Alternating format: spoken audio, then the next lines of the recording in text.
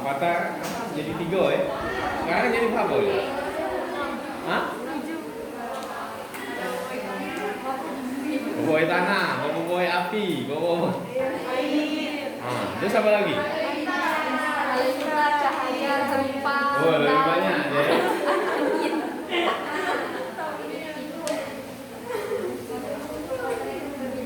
Nah, maksudnya itu kan menggambarkan bagian-bagian elemen-elemen kehidupan yang ada di kita kan?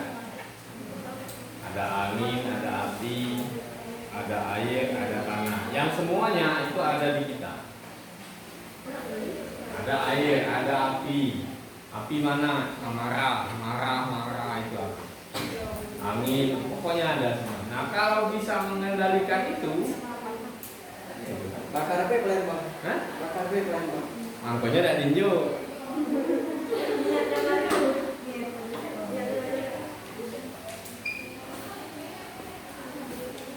Oke, lanjut ya.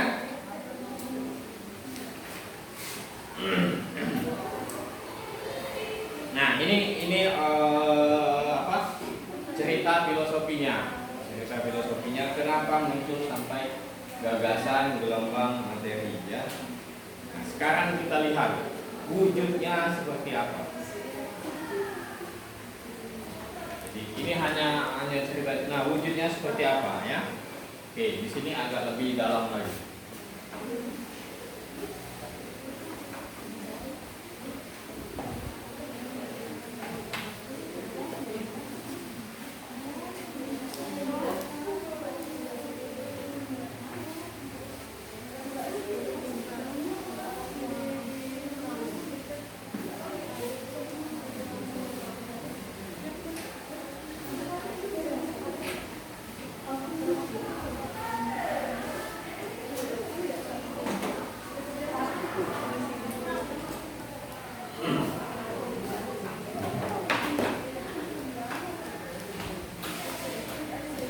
Oke, lanjut. Nah, di halaman 58 ya, ada wujud gelombang materi. Coba kamu lihat. Perhatikan partikel bebas. Itu merupakan partikel yang tidak dipengaruhi oleh gaya apapun. Kan ini kan? Nah, kalau kamu susah menghafalnya, partikel bebas itu adalah partikel yang tidak dipengaruhi oleh gaya apapun. Itu kan yang tertulis di sana. Kalau kamu susah ngapalnya, wong yang bebas, ada tidak yang maksud itu?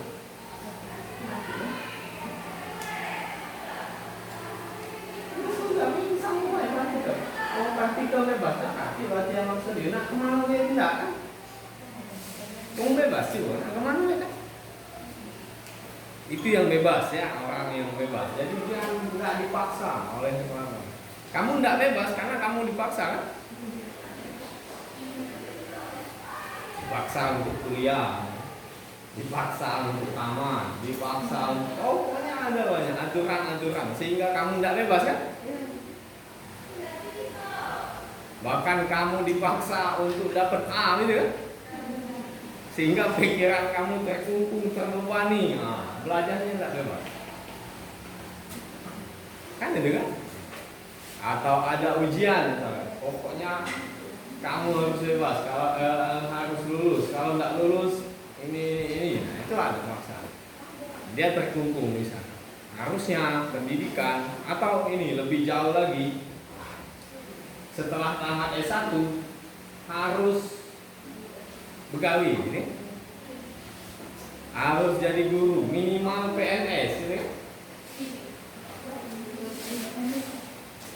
Coba. Itu adalah satu kungkungan, satu penjara yang menyebabkan kita tidak bebas. Di mana tidak bebasnya? Nanti kalau tidak jadi PNS, rasanya nak mati lah kan? Itu tidak bebas. Nah, harusnya itu pendidikan menghasilkan kebebasan yang sebebas-bebas. Bebas, terutama bebas dari tekanan-tekanan. Pokoknya aku nak belajar pulang, nak dapat nak dapat terserah. Nah, setelah ini nak lulus aku nak dilamar wong payo, Nak pegawai dulu laju terserah. Itu kebebasan ya. Nah, sama dengan yang tadi partikel. Jadi kita mengatakan partikel itu bebas, tidak ada yang mengikat dia. Apa yang mengikat dia? Apa biasanya? Tali. Oke, tali. Ada yang menariknya pakai tali, artinya ada gaya. Jadi partikel bebas adalah partikel yang tidak dipengaruhi gitu, oleh gaya apapun. Itu ya. Itu pengertian partikel bebas. Oh, ini partikel bebas. Udah, usah dicatat lagi. Ya. Nah, jadi kalau dia bisa bergerak bebas, dia bisa bergerak bebas. Tidak ada yang menyetopnya. Kalau tidak ada yang menyetopnya, artinya kecepatannya berubah atau tidak? Kalau ada yang berhenti ya. Ya, pelan kan? Misalnya ada Pak polisi di depan. Jingoknya tidak pakai helm kan? Berhenti, stop. Nah, ini kan? Karena dia tidak bebas karena ada yang membuat dia, ada yang membebaninya. Nah, dia. Tapi kalau dia bebas, itu. Jadi ketika kita mengatakan partikel itu bebas, maka partikelnya bisa bergerak kemanapun semau dia dan kecepatannya konstan, tidak berubah kecepatan. Ya, kalau dia berubah tadi itu, kalau dia berubah artinya ada sesuatu yang mempercepat dia, ada sesuatu yang memperlambat dia. Nah, itu paksaan. Ya. Nah, jadi kalau kecepatannya tetap, maka momentumnya juga tetap. Kan momentum tadi P sama dengan mv, ya. P sama dengan mv, ini ya. Karena ini konstan, P-nya konstan, maka momentumnya juga konstan. Itu partikel bebas. Energinya tetap sama seperti itu. Nah, misal ini. Jadi dimisalkan ada partikel yang berlaku seperti itu.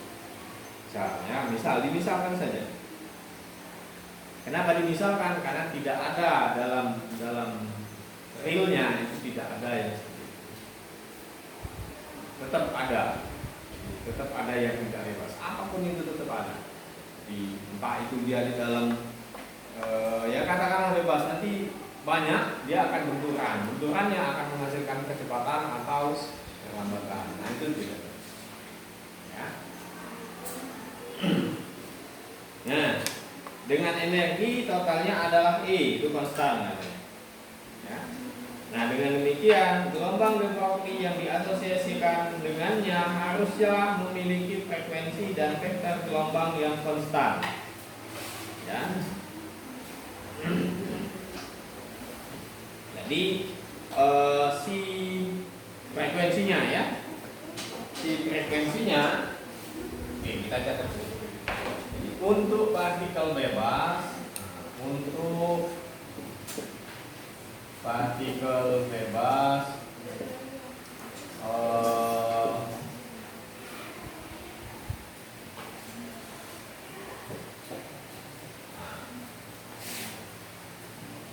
gelombang de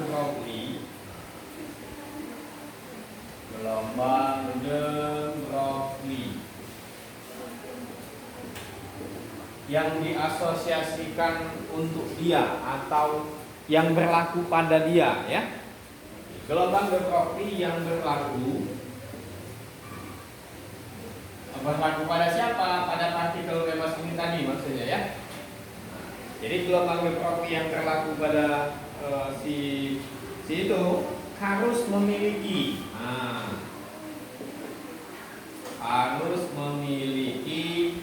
apa katanya? Nah, frekuensi dan vektor gelombang yang konstan. Frekuensi omega sama dengan apa? Apa di sana katanya?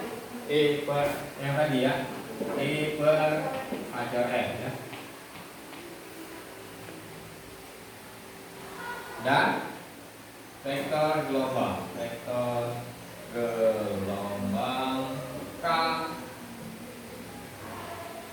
yang konstan. K sama dengan apa tadi? 2 P per itu ya. P ini vektor ya. P per K. P per K ya. Ini katanya harus konstan.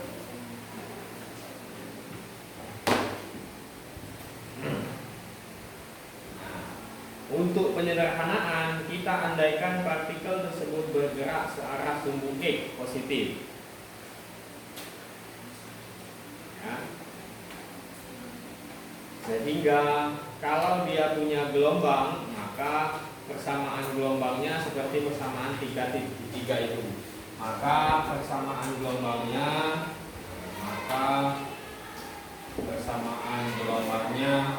si T sama dengan A sin omega T minus K ini ya.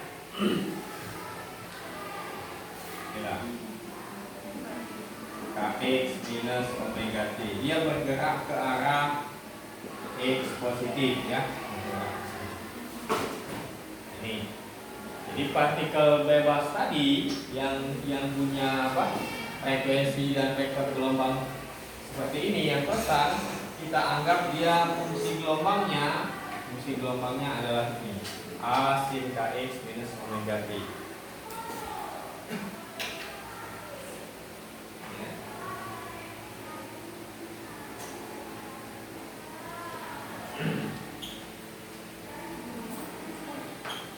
Nah, untuk mendapatkan kecepatannya, katanya kita ambil sembarang titik yang memiliki fase tertentu.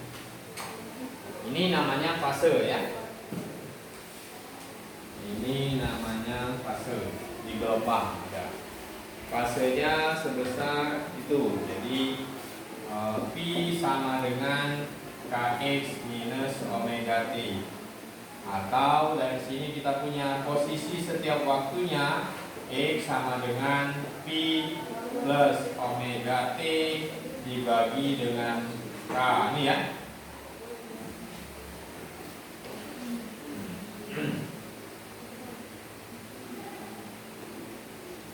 Oke. Nah, jadi ini adalah fungsi gelombang yang kita asosiasikan pada partikel yang tadi ya. Jadi kita menganggap ini adalah gelombang de Broglie yang dimiliki oleh partikel. Ya. Nah, posisi setiap saatnya seperti apa? Ini. Sehingga kecepatan gelombangnya P itu sama dengan dx dt ya. Nah, turunkan saja ini. Dx dt dapatnya adalah dp atau ini ya. P per K. Oh ini konstan ya. Oke, ini sama dengan omega per K ya. Itu ya. Omega per K. Ini kecepatan si gelombangnya ya. Kecepatan fasenya.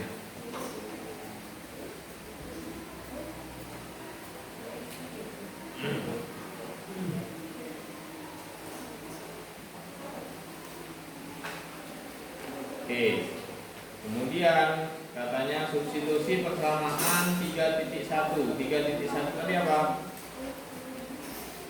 E sama dengan H coret omega. Jadi kita punya, jadi katanya untuk partikel yang memiliki sifat gelombang, kecepatan fasenya adalah seperti ini. Fase gelombang yang ada di partikel. Ya. Paham? Paham nggak? Pahamnya apa?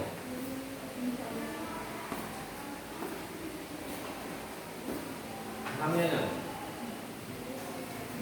Karena ceritanya ini ya, agak halus. Jadi kecepatan fasenya, sehingga kecepatan fasenya sama dengan apa tadi? Omega per K. Sedangkan tadi kita punya E sama dengan H coret omega. Satu lagi apa tadi? K sama dengan P per X. Nih, nah, masukkan ini. Dari sini kita punya omeganya sama dengan I per H X, ini kan? KSA-nya sama dengan P per H X, ini ya. Jadi kecepatan fasenya itu sama dengan E per P, ini ya.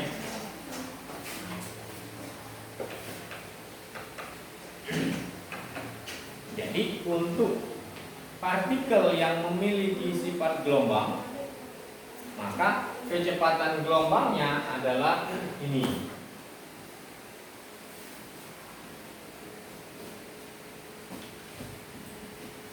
Paham nggak nih? Hah? Memegang gede.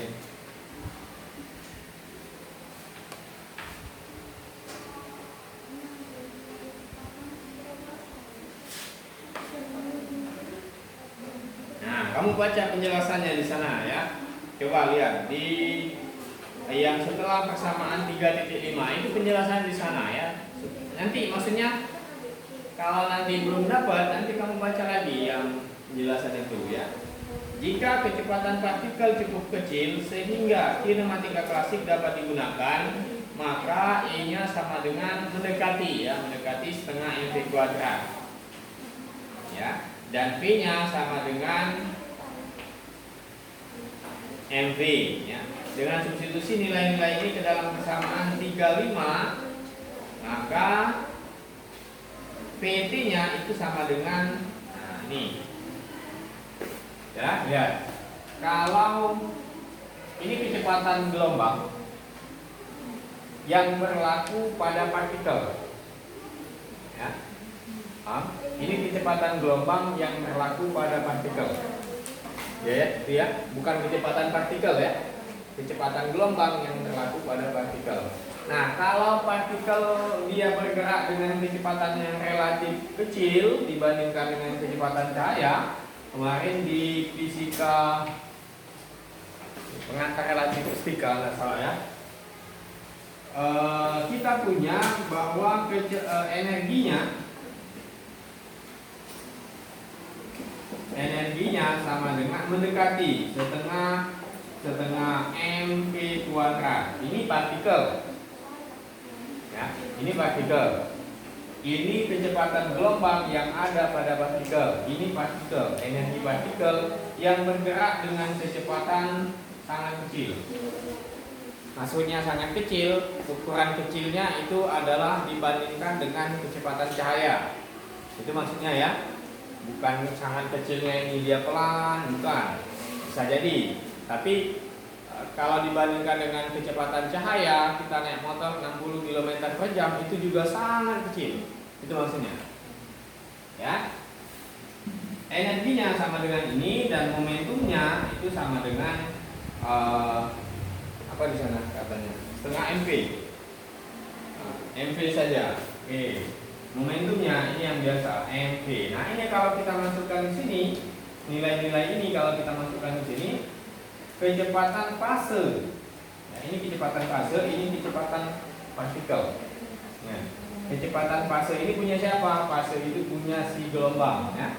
Kecepatan fasenya itu adalah, nah, masukkan saja setengah mv kuadrat dibagi dengan mv. Ya, dapatnya sama dengan setengah P, ini ya.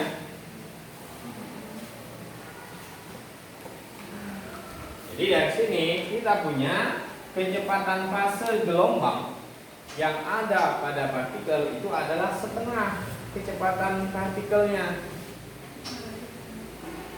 Ya, lebih kecil maksudnya ya, lebih kecil. Setengah dari kecepatan partikelnya. Kalau kecepatan partikelnya 10, maka kecepatan fase gelombangnya itu 5. Kira-kira masuk akal lah. Ya? Kira-kira masuk akal lah. Ada sesuatu yang mengikuti kamu. Ada sesuatu yang mengikuti kamu. Kamu bergerak. Nah, baju lah baju.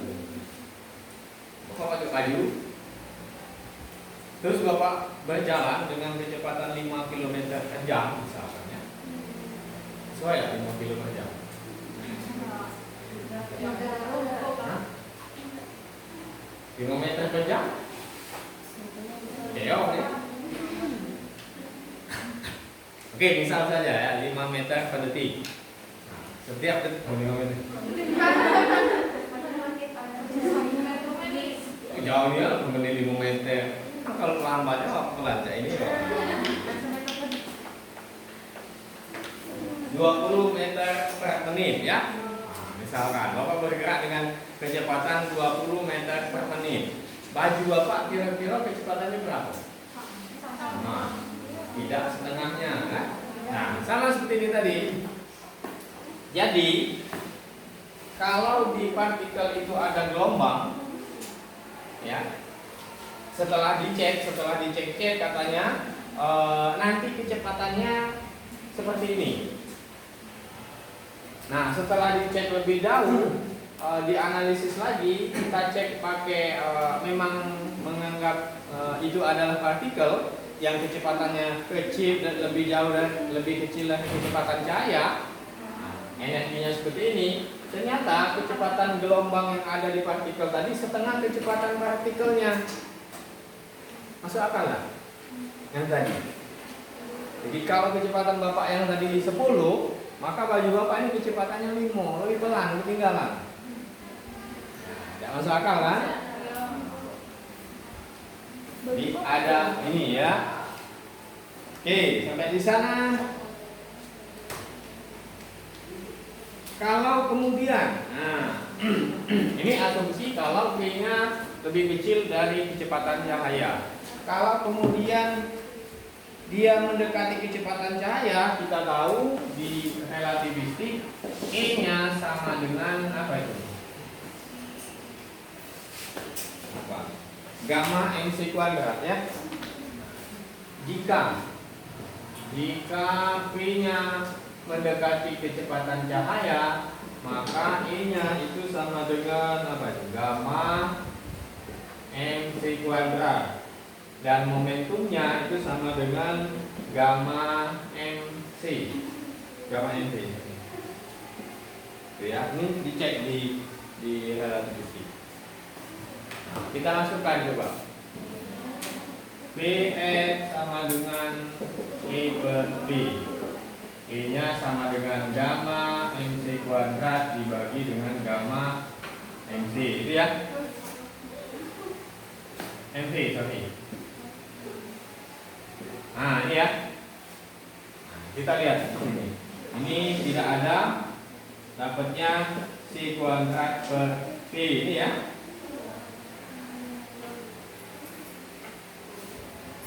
Ini ya. Coba lihat. C ini adalah kecepatan cahaya dikuadratkan. P ini kecepatan biasa ya, yang rasionya jauh lebih kecil daripada C ya.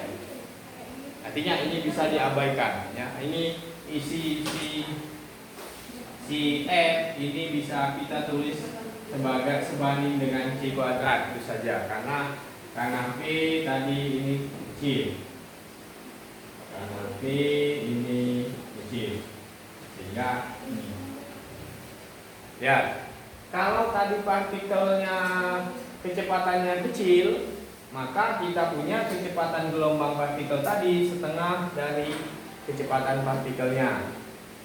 Logikanya tidak mungkin ya, karena tadi ketinggalan, tidak mungkin ketinggalan.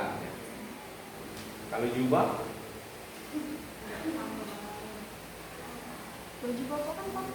oh itu ya. Nah kemudian kalau kecepatannya itu kecepatan cahaya, kita lihat V-nya sama dengan C kuadrat. Kecepatannya itu kuadrat dari C berapa? Sedangkan C 3 kali 10 pangkat 8 meter per sekon. Nah si dia kecepatannya itu 9 kali 10 pangkat apa? Nah, ini.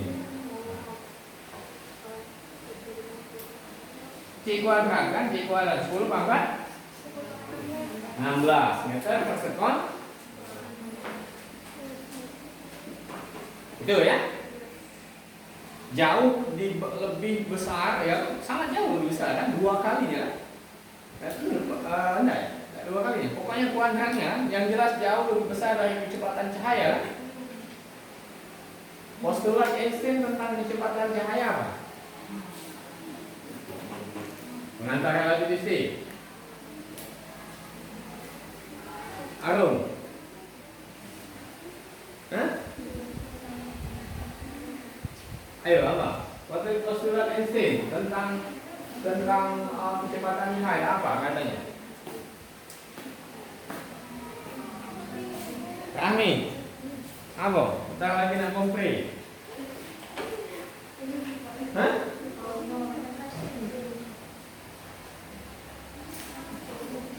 Ya. Ayo. Kau kompre dengan Bapak pengantar relativistik atau mekanika kuantum ya? Hah? Terserah Bapak, nak kuantum atau nak relativistik atau nak dua-duanya lah. Bapak ada ide gila tentang kompre. Jadi selama ini kompre itu kan pokoknya lulus, setahunnya lulus gitu ya. Entah itu bisa, entah itu tidak bisa, lulus. Ya. Coba nanti kan. Tanyalah sama kakak-kakak yang sudah. Kadang Bu Herman tuh sampai kesel. Faksu, jangan, udah kompre nih. Dia mata kuliahnya yang diuji itu adalah mekanika. Aku bingung ini. Jumlah kepecahan nggak tahu nah. Tapi harus lulus. Setengah ditambah 5/2. Nggak bisa jumlah kan? Hah? Lagi ngeblank cak mang, lagi ngeblank. Setengah tambah 5/2. Setengah ditambah 5/2 atau berapa pun, pokoknya pecah, nggak bisa dijumlahkan. Jadi penasaran Bapak kan? Nah, ada satu kesempatan memang kompre. Nah, Bapak lihat soal yang dikeluarkan Bu Herma, bukan soal mekanika, tapi soal matematika dasar yang seperti ini. Siap Bapak. Nggak bisa. Dan harus lulus. Nah, jadi ide gila Bapak, nanti Bapak buatkan sistem di komputer. Nah, ya. Ada bank soal gitu kan. Buat bank soal nanti yang kompre misal yang khusus mekanika kuantum sama itu kan Bapak buat soal banyak, nanti kerjakan pakai CDT gitu kan. Ada waktunya, ada apa pokoknya itu kan. Soalnya berapa? Apa 100, apa 10, yang penting itu pakai itu gitu ya.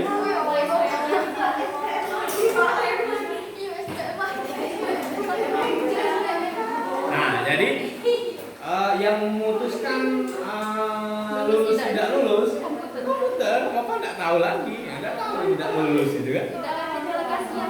Nggak ada nilai kan. Komputer kan itu kan. Nah, itu malaikat itu kan. Pokoknya salah sedikit salah, nggak ada toleransi kan. Nah, jadi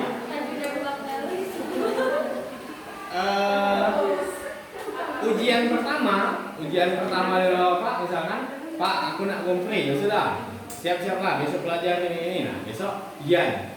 Misalkan Rahma datang ujian. Selesai ujian keluar hasilnya kan. Ternyata tidak lulus.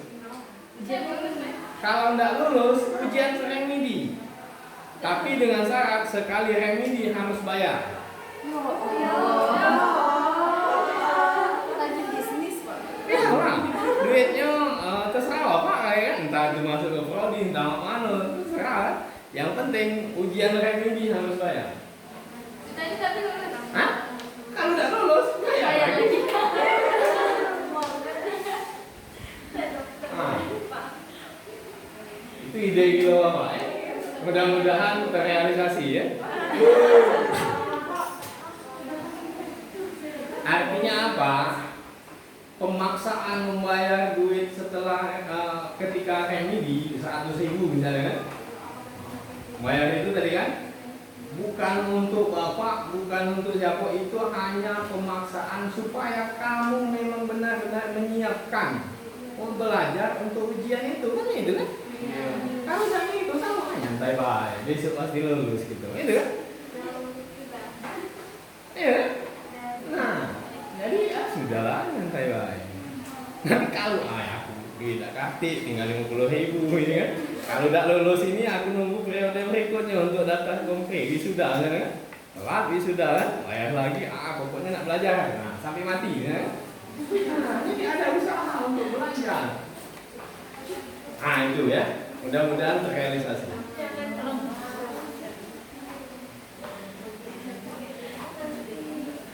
Ya, jadi mau Wahdi kalau tidak ada kenal ide gila bapak, sekolah lama aja. Ya kalau enggak tuh enggak belajar. Kalau enggak seperti itu enggak belajar. Pasti aja dibuat nyantai. Tantangan kita pasti lulus. Iya, pasti lulus.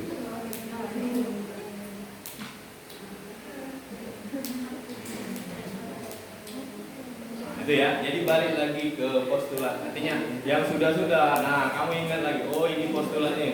Siapa tahu kaget muncul di sulangan soal. Itu maksudnya. Oke, balik ke postulat Einstein. Apa? Kecepatan cahayanya tidak bakal berubah itu. Tidak boleh? Berubah. Tidak boleh berubah. Jadi ketika sebuah objek bergerak, itu si Einstein ya. Katanya tidak boleh ada kecepatan yang melebihi kecepatan cahaya. Karena kecepatan cahaya itu berlaku untuk semua kerangka acuan.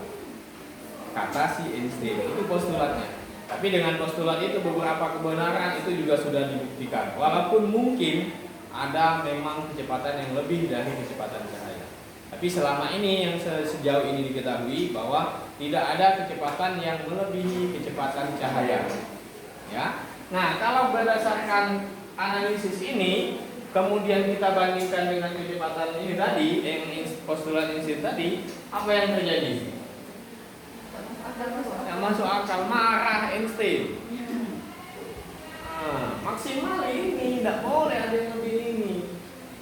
Nah, ya, itu masalahnya, masalah awal ketika kita menganggap bahwa gelombang itu,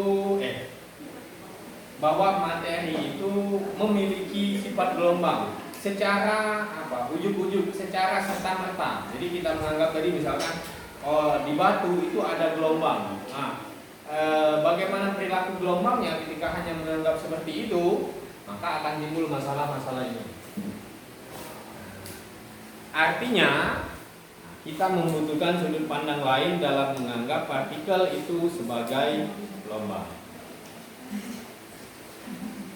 2 jam. Hah? Biarlah, bapaknya cepet-cepet. Pokoknya materi harus selesai. Hah? Jadi minggu depan TS. Karena tidak tahu besok bapak mati atau tidak.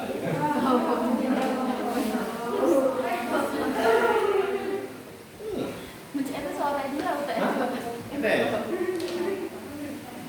Oke, sampai di sana paham masalahnya? Ya. Nah, sekarang kita membutuhkan. Kita lanjut ke mana ini?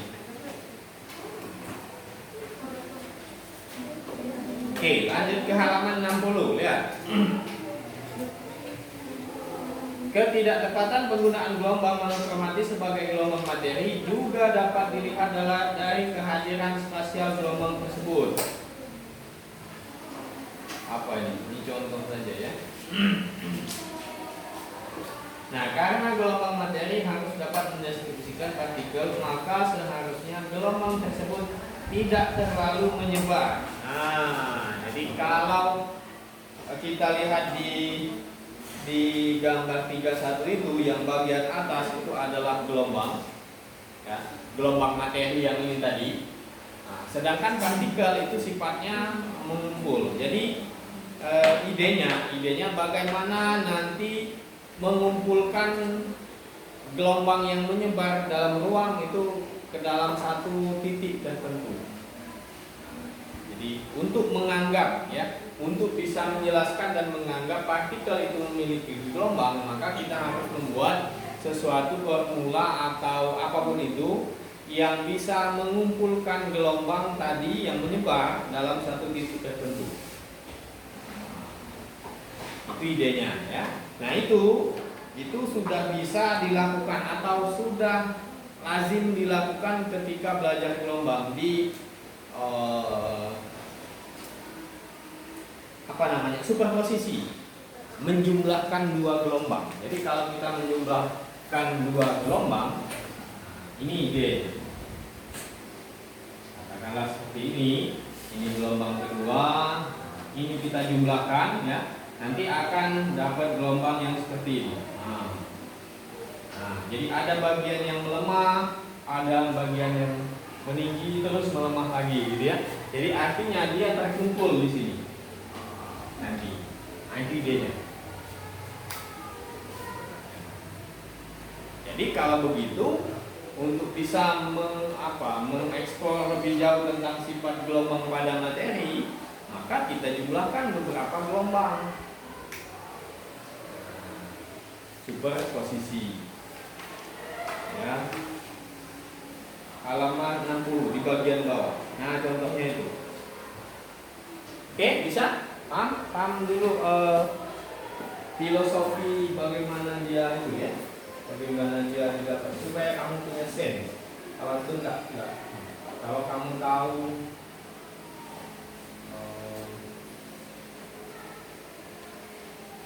karena senang apa? Masa apa?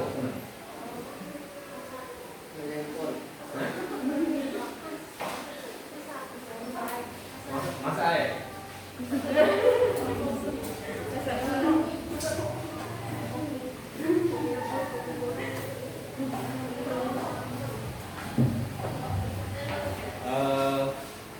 Apa ya? Jadi ada filosofi yang harus diikuti sehingga kita bisa menikmati itu. Nah, itu nah, kenapa ini dijelaskan panjang lebar ala silver? Kan rumusnya sederhana. Tapi kalau tidak ada selera yang menggugah, ya.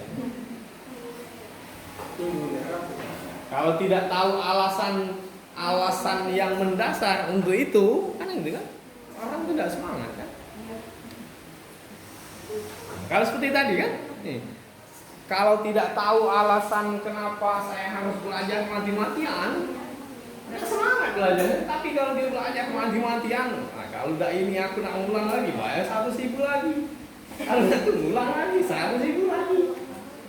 Tapi kalau dia punya alasan yang kuat, nah itu maksudnya, ya, kenapa kita cerita panjang lebar dari awal.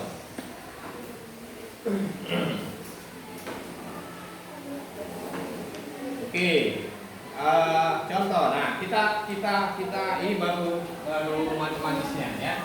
Kita superposisikan dua gelombang.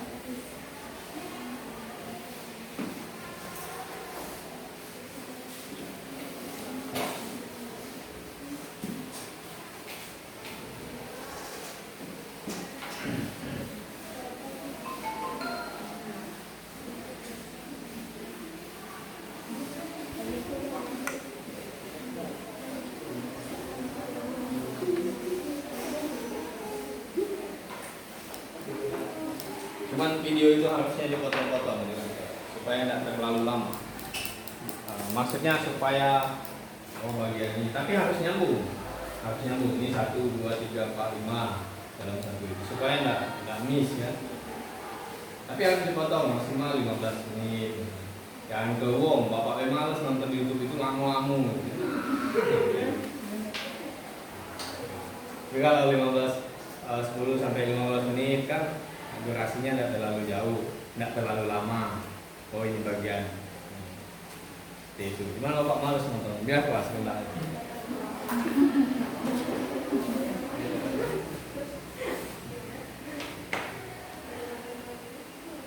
Ya, misal Bapak sering nonton apa? Ada yang mancing lele di mana? Pas dia mau nyari tempat, nah itu Bapak skip. Nah, pas momen pancingnya dimakan ikan, dia narik, nah itu baru dilihat ya. Tuh ya. Tapi itu untuk dokumen saja, bukti bahwa Bapak ngajar, gitu ya.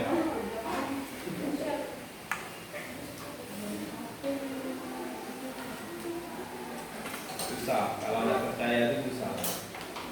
Pokoknya aku ngajar, ada buktinya mah. Susah. Nanti kamu merasakan kerumitan administrasi lah kalau kamu ngajar di sekolah misalnya. Jadi PNS, aduh rumit administrasinya, rumit sekali. Yang enak ngajar itu ngajar di bimbel. Kita tidak disibukkan dengan RPS, tidak disibukkan dengan nilai siswa. Pokoknya ngajar. Ditanya mana RPS? Enggak. RPP mana? Enggak ditanya. Ngurusi nilai tidak, ngurusi absen tidak. Nah, itu paling enak ngajar di bimbel dibandingkan dengan di sekolah. Tapi mungkin ada sesuatu ya. Jelas tetap ada sesuatu. Jadi kalau di sekolah mungkin ada histori yang terbangun, ada hubungan emosional yang terbangun seperti itu. Kalau belajar itu tidak ada hubungan emosional yang terjalin, seperti apa ya? Nggak ini. Hubungan emosional maksudnya marah atau kangen atau apa itu kan manusia ini tidak muncul. Nah itu kan adalah hubungan emosional psikologi antara guru dan siswa. Nah itu harus terjalin. Ada yang sampai marah kan? Nah itu juga hubungan emosional psikologinya. Kalau di bimbel kemungkinan sulit akan marah. Karena kalau gurunya marah-marah, siswanya tidak ngerti, dia udah berhenti ngomong kan ya. Jadi kalau di sekolah, apalagi sekolah negeri misalkan, dia tidak pikir. Misalkan Bapak ini di WIN ini, Bapak tidak mikir kamu nak berlari, terserah nak berlari lah, nak berhenti lah. Tapi kalau jadi swasta, Bapak harus mikir 2 kali minjuk nilai D. Minjuk nilai C itu 2 kali mikir, 3 kali bahkan. Akhirnya lulus kalau A, B, tapi tidak tahu. Tapi kalau di sini di kita, terserah lah kamu nak ngomong apa. Kenapa Pak swasta? Hah? Kenapa di swasta nanti? Karena kalau udah kata mahasiswa siapa yang bayar? Siapa yang hidup? Yang menyokong dana itu. Kalau negeri kan ada subsidi pemerintah. Makanya tidak mikir Bapak kamu nak dapat D, nak dapat C. Itu ya, ada. Apapun itu tujuannya supaya kamu belajar. Terserah mau di. Oke, lanjut ya. Kita ke superposisi. Nah, misalkan ada mata kuliah gelombang sudah. Sama Bu Herma ya? Nah, itu ada 2 gelombang, Si1 ya. Si1 X, T sama dengan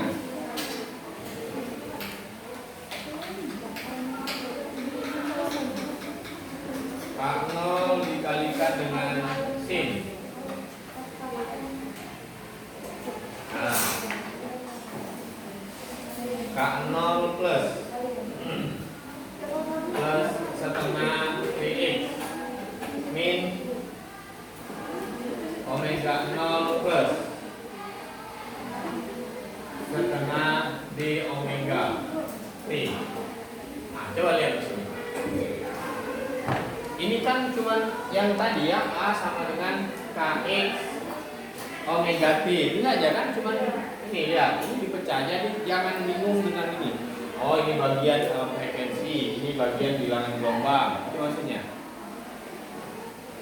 Jadi persamaan gelombang ya tetap tadi Y sama dengan A sin omega T, A kx min omega T ya seperti itu. Tetap seperti itu. Yang ini hanya diekspansi supaya kelihatan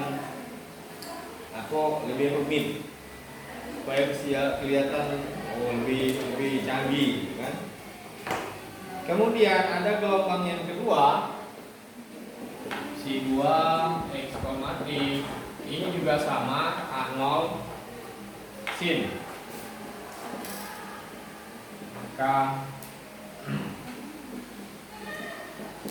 setengah dx plus, lihat ini ada omega 0 plus setengah d omega min juga ya. Kalau min dia searah ya, gelombangnya searah sama, tapi dia berjumlah.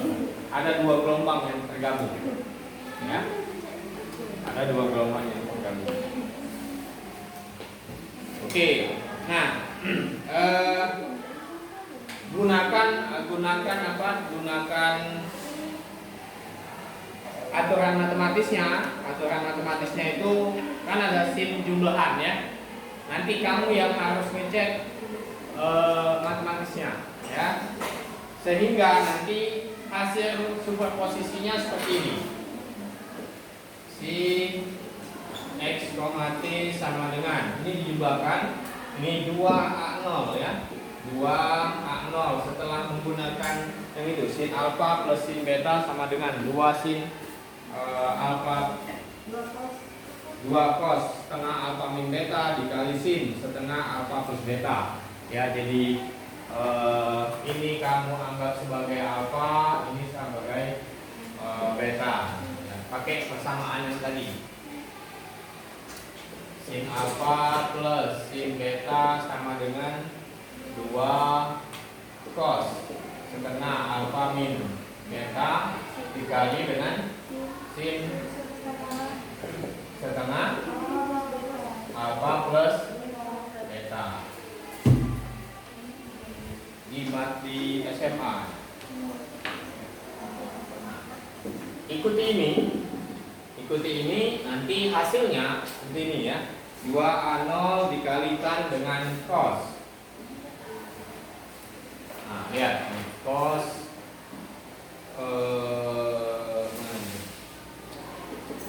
setengah dkx min setengah d omega T. Ini bagian ini A0, bagian depan ini, kemudian bagian belakangnya itu sama dengan sin K0 x minus omega 0 T.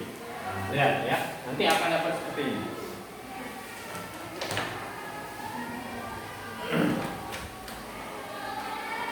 Nah, jadi kalau gelombang biasa kan tadi sama dengan Y x, T sama dengan A dikalikan sin omega kx minus omega T. Ini gelombang biasa kan? Nah, setelah ini kita superposisikan, perhatikan. Ini ada. Ada muncul amplitudo yang baru. Kan? Ya. Oh ya. Di jenggol 2 jam. Ya, ada muncul amplitudo yang baru. Ya. Nah, amplitudo inilah nanti yang diasosiasikan sebagai sebagai gelombang yang terkumpul tadi, yang diasosiasikan sebagai partikel. Kita akan lihat ya. Nah, di sana katanya dalam persamaan 3.6 selubung ini dinyatakan oleh faktor yang ditulis dalam tanda kurung. Jadi yang ini, nah, kalau tadi kan Nih ya, ini superposisinya. Nah, ini gelombangnya. Ya. Nah, nanti kan dapatnya superposisi. Nah, kira-kira seperti ini ya. Kalau dilanjutkan, ini nanti akan naik lagi. Kecil lagi, seperti itu ya. Nah, sehingga seolah-olah akan terlihat seperti ini. Nah, di sini nanti ada lagi gelombangnya. Nah ya.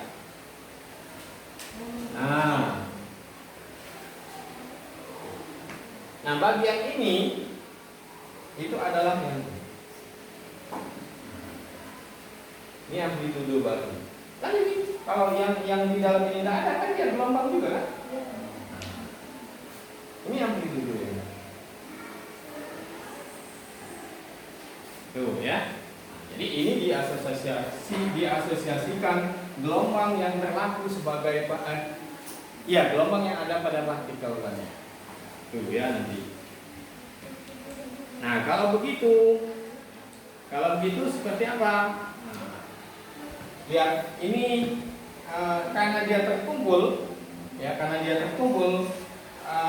sehingga disebut sebagai grup gelombang.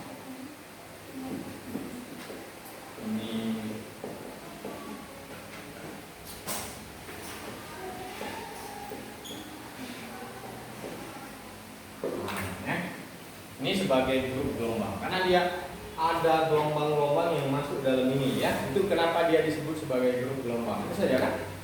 Minimal ada 2. Kamu buat grup di WA harus ada 2 minimal kan?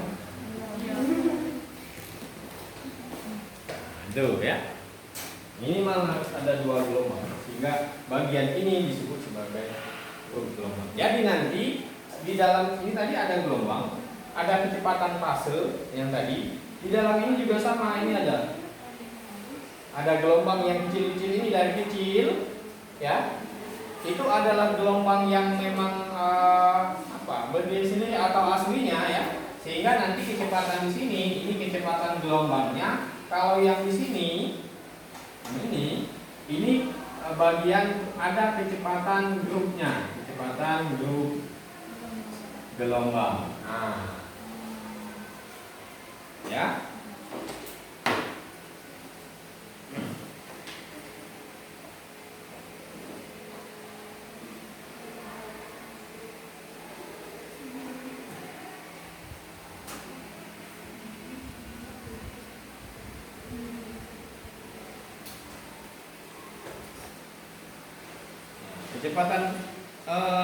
Kecepatan fasenya seperti apa? Kecepatan gelombangnya apa? Omega 0 per K0 ini ya. Ini bagian gelombangnya kan? Ini kan amplitudo yang baru, yang grupnya. Ini gelombangnya. Ini kecepatan gelombangnya. Kecepatan gelombang kan omega per K kan? Nih. Sedangkan kecepatan grupnya itu sama dengan d omega dk.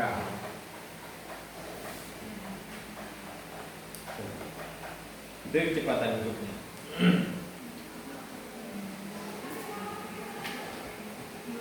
Seperti apa?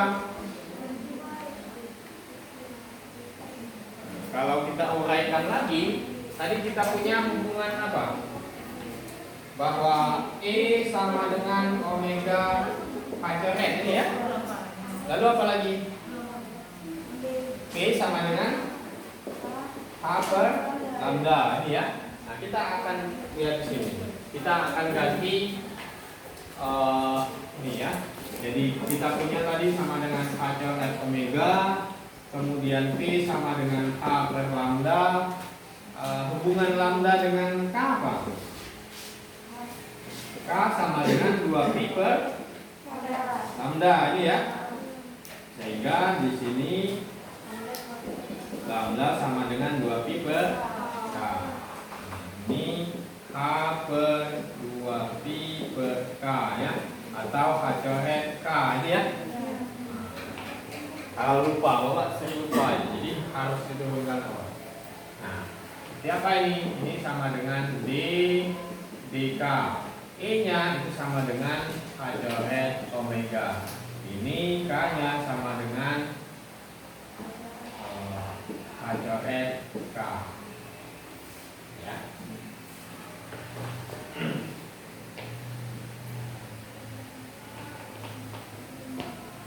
Oh salah.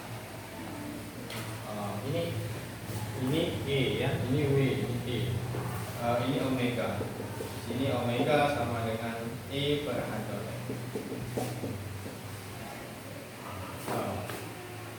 Omega sama dengan E per H-.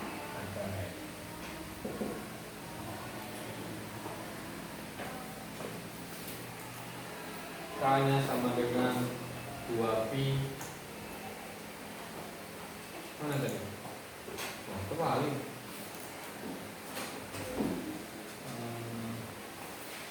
K-nya sama dengan 2pi per lambda. Ini ya. Jadi di yang di atas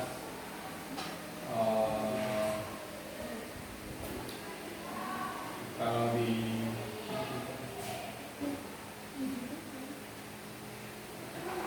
diturunkan gimana? Ini E per H berapa? Momentum. Kaitan dengan momentum.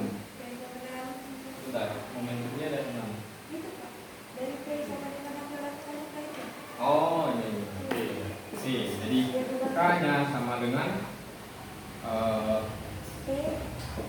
B per H coret. K-nya sama dengan B per H coret. Oke, ini D. Nah, lihat, yang ini tidak ada, artinya DE, DB. Jadi kecepatan grup yang ini tadi, ya, kecepatan grupnya itu adalah DE, DB. Ya, perubahan energi terhadap momentum. Energinya D, dP, momen energi kinetik P kuadrat per 2M ini ya. Ini dapatnya turunan P kuadrat 2P ya, dibagi 2M. Ini P per M. Jadi kecepatan grupnya yang dianggap sebagai partikel pada gelombang tadi itu adalah P per M. Jadi kalau tadi kan kita kecepatan gelombang yang ada di materi tadi kan, kalau P-nya kecil dia setengah P, kalau P-nya besar mendekati C kuadrat ya. Nah, kalau dengan ini menggunakan ini superposisi ya, maka kecepatannya itu adalah P per M. Itu kecepatan grupnya. Oke, bisa? Hah? Bisa. Jadi idenya membuat ini kan seolah-olah ini gelombang. Kita akan mendapatkan partikel dari gelombang ini, gitu kan? Idenya adalah membuat superposisi dari gelombang-gelombang ini. Ya, setelah dibuat dua superposisi, akhirnya kita ketemu bahwa kecepatan gelombang dari superposisi itu adalah yang ini kecepatan grupnya, ya, yang diasosiasikan sebagai partikel, ya, dari gelombang itu sebagai partikel. Bisa? Hah? Yang ini, ya ini kan yang di awal tadi. Ini hanya untuk mengantarkan sini loh. Nah, kan tadi di sini kan.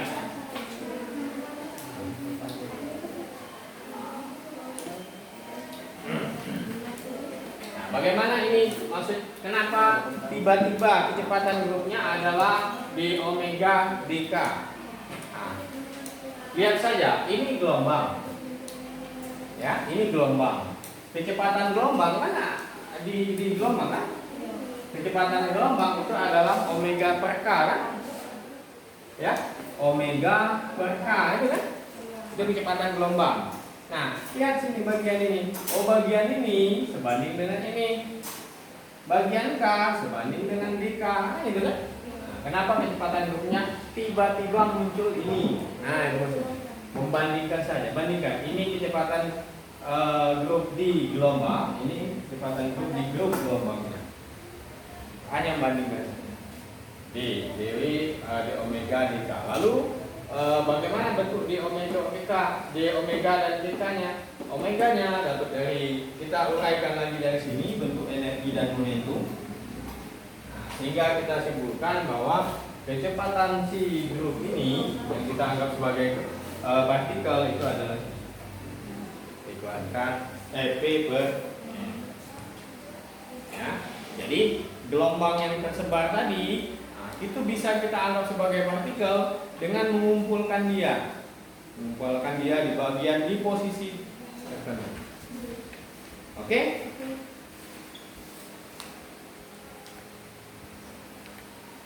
Sudah jadilah dulu.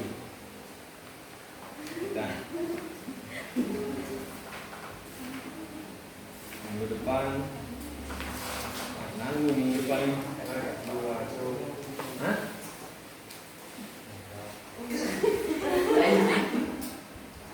Hah? Khusus. Nanggung minggu depan ini. Kamu nanti untuk minggu depan coba kamu